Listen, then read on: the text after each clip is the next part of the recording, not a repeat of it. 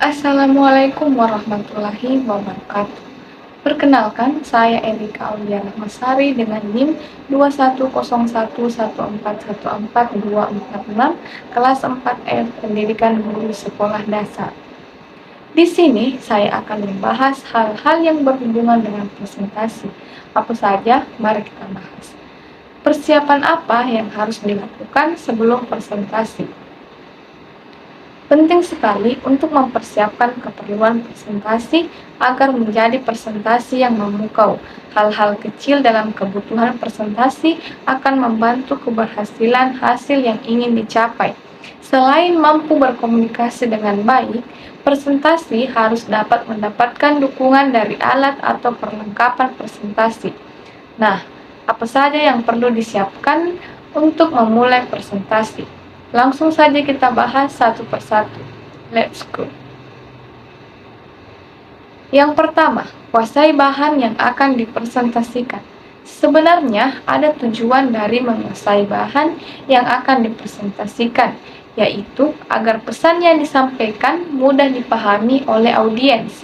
Adapun tujuan lainnya, misalnya penilaian audiens terhadap pembicara memang menguasai dan tentu saja akan menjadi citra yang baik. Yang kedua, menguasai alat peraga atau alat bantu. Kelihatan sepele, ternyata menurut Joko Purwanto, menguasai alat peraga atau alat bantu seperti monitor, LCD, dan sebagainya itu sangat penting juga. Semakin mahir mengoperasikan alat bantu, menunjukkan memang si pembicara tahu banyak hal dan bisa pula meningkatkan citra penilaian audiens juga. Yang ketiga, membaca siapa audiens. Seperti yang sudah disebutkan sebelumnya, penting bagi pembicara mengetahui siapa audiens, tujuan agar dapat gambaran atau persiapan.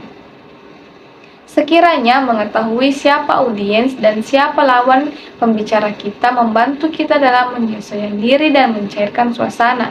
Yang tidak hanya itu, juga membantu pembicara mempersiapkan bahan presentasi agar disesuaikan sesuai genre audiens. Yang keempat, mencari mentor untuk latihan. Jika semua cara sudah dilakukan dan kamu masih kurang percaya diri, tidak ada salahnya untuk mencari seseorang untuk melatihmu. Berlatih bersama seorang mentor dengan public speaking Anda bisa membantumu untuk membawakan presentasi yang lebih baik. Langkah-langkah cara presentasi yang baik. Yang pertama, mempersiapkan diri dengan baik. Persiapan yang baik membantu setengah dari kesuksesanmu. Pernah dengar ungkapan tersebut? Ya. Dengan adanya persiapan, tentunya kamu bisa memberikan presentasi dengan baik. Persiapan sendiri meliputi latihan berbicara, membuat materi yang terstruktur, hingga memikirkan audiens yang akan menyimak presentasimu. Yang kedua, memberikan pembukaan yang apik. Berikan pembukaan yang apik, yaitu menyapa audiens yang dapat membuatnya tertarik dengan presentasimu.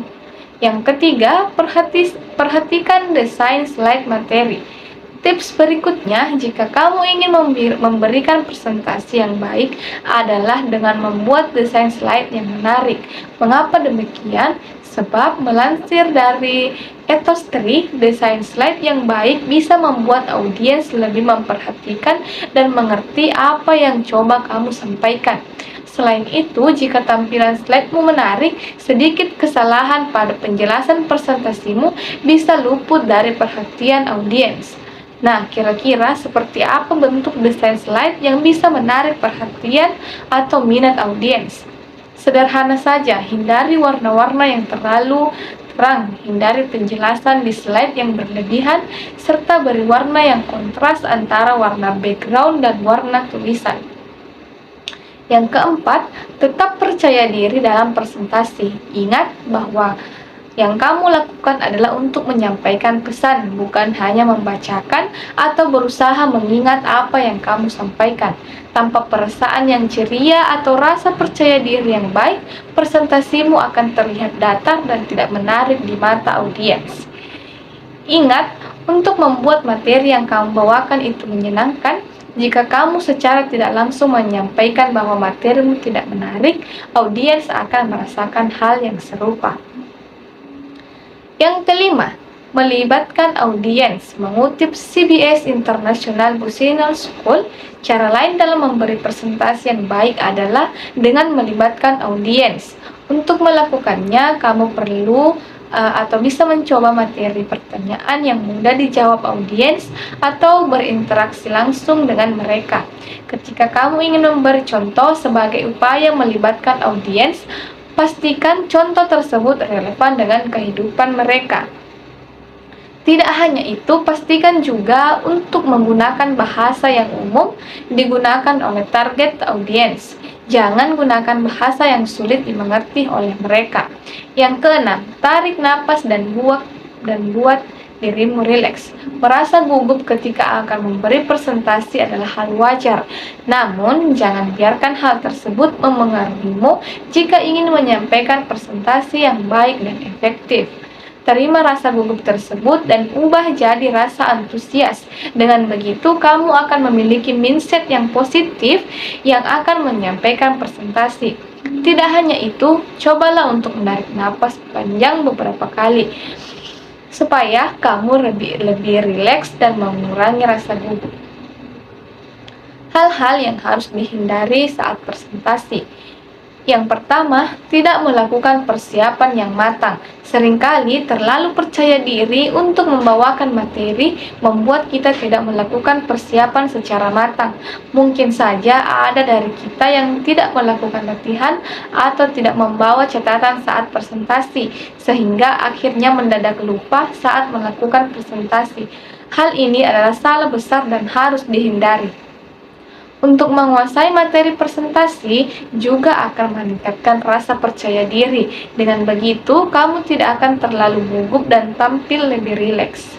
Yang kedua, komunikasi yang terlalu satu arah. Saking semangatnya menyampaikan materi, terkadang pembicara tidak menyadari bahwa dirinya hanya melakukan komunikasi satu arah. Tidak ada interaksi dengan audiens, sehingga pembicara terkesan seperti menggurui.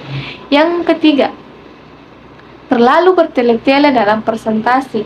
Menyampaikan presentasi yang memukau adalah menyampaikan materi presentasi dengan lugas dan dapat dimengerti oleh para audiens. Jadi, hindari menggunakan kata-kata atau kalimat yang terlalu panjang atau terlalu banyak menggunakan istilah-istilah asing.